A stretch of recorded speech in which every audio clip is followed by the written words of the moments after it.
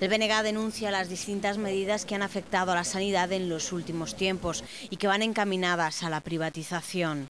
O que se ten producido son decisións no ámbito político que afectan o carácter esencial do sistema sanitario do que nos tiñamos dotado.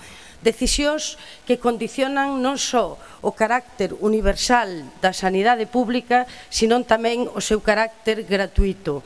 Tareixa Paz considera que se está rompiendo el principio de sanidad universal y que a partir del 21 de octubre el gobierno de Rajoy anunciará que los ciudadanos tendremos que pagar por muchas pruebas diagnósticas que hasta ahora eran gratuitas.